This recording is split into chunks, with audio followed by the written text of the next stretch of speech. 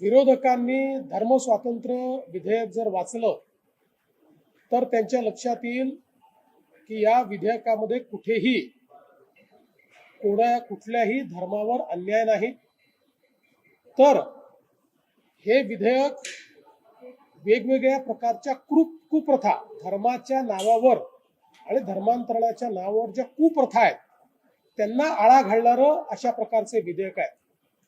एखाद्याला स्वेच्छेने धर्मांतर करायचं असेल तर त्याची ही प्रोसेस आहे, ती दिलेली आहे. पण जर कोणी आमिष दाखवून किंवा धाकधपटशा दाखवून किंवा चुकीच्या पद्धतीनं जर त्या ठिकाणी अशा कोणाचं धर्मांतरण करणार असेल तर असं करण्याला कायदेशीर शिक्षा काय आहे हा विषय आहे. अनेक केसेस आपल्या अशा लक्षात आलेल्या आहेत की मुलींना फूस लावून पळवून न्यायचं, लग्न करायचं, नंतर सोडून द्यायचं. मग अशा परिस्थितीमध्ये त्या मुलीच्या बाळाचं काय करायचं असे प्रश्न निर्माण होतात. त्यांच्या जीवनामध्ये अनेक वेगवेगळे प्रश्न निर्माण होतात. अशा अनेक प्रश्नांची उत्तरं ही कायद्याच्या माध्यमातून या ठिकाणी काढलेली आहेत.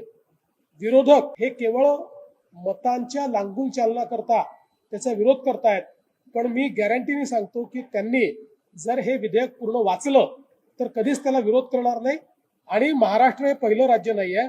आपल्या आधी 10-12 राज्यांनी आणि त्यातली काही राज्य अशी आहेत, तमिळनाडू सारखं राज्य की जिथे कधीही भाजपचं राज्य नव्हतं, अशा अनेक राज्यांनी हे विधेयक यापूर्वीही केलेलं आहे. त्यामुळे मला असं वाटतं याच्यावरचं राजकारण हे योग्य नाही.